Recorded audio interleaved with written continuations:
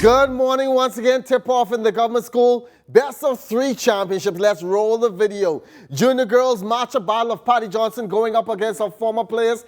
T.A. Thompson, the reigning champs, and H&H Lions playing a back-and-forth battle with no lead more than 5. The Scorpions able to hold on for a 1-point win, 35-34, as the Scorpions tame the Lions.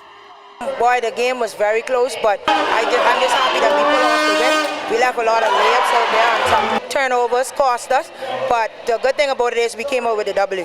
Their guards did a very good job today, driving through the lane and getting to the basket. We got to go back and we got to fix that. Another thing we did too, we came out slow shooting. We didn't do a very good job of that. The last time, I guess we're doing better because the last time they beat us by 2, so they just beat it by 1. So I guess we're getting better. But congratulations to them, they did a good job. In the junior boys, Donald Davis, they've dominated for the last few years, and this year no difference, taking on the Anatole Rogers Timberwolves. The young Royals took advantage of a big second-half surge and bust out to a 64-32 win. We played against them about 3 or 4 times for the year in tournaments and league play, so I saw their strengths and their weaknesses, and we strategized a plan, and the plan worked perfectly. So the guys went out there. I mean, look, me as a coach, I think that we overrated. But it's the players who have to go out there and play as hard as they can to try and get the win. And those guys went out there, they listened, they executed, and came out with a great win. Yeah, they came out with high intensity. The energy was not, our energy was not where I wanted it to be today, and they just took advantage of it and ran with the game.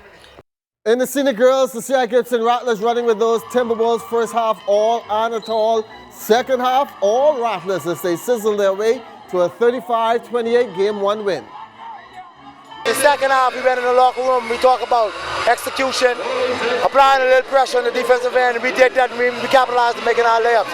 But coming down the stretch, we got mentally, we lose a little mentally. We started to turn the ball over a little bit, but the young team, we got to continue to get better and be mentally strong down the stretch. Yeah, in the last half, we missed a lot of key shots, and we didn't get the rebounds when we needed to get them. Final game of the night, the senior boys, defending champs Doris Johnson, Mystic Marlins taking it early to the Rattlers, jumping out to a double-digit lead as they simply was more aggressive.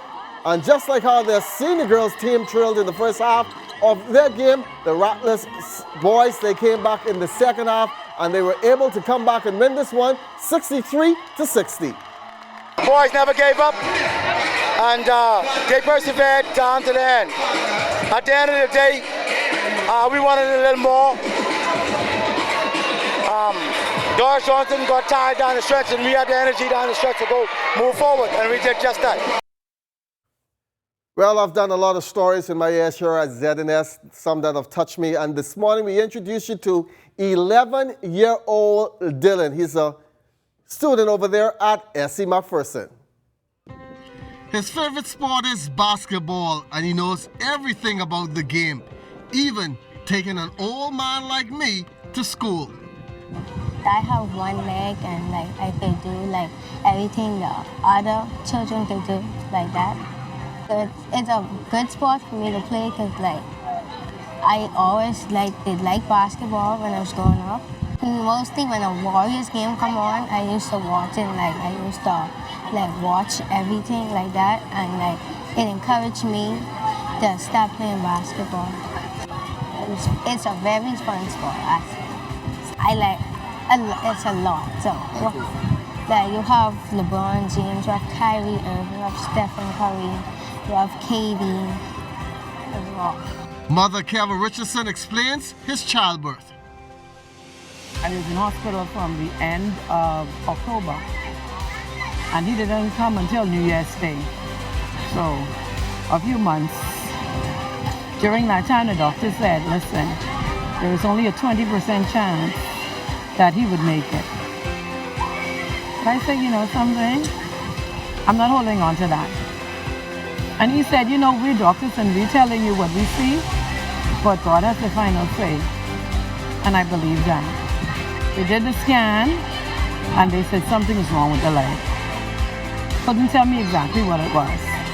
So anyway, once he was born and I was able to see him, the leg the cord had wrapped around the leg.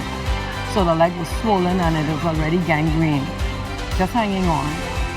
When he was 2 days old, they took him to surgery. They took the leg off. He was in hospital about 6 weeks in the NICU after he was born. When he got out and he was old enough, he started, even though he only had one leg, he started to climb.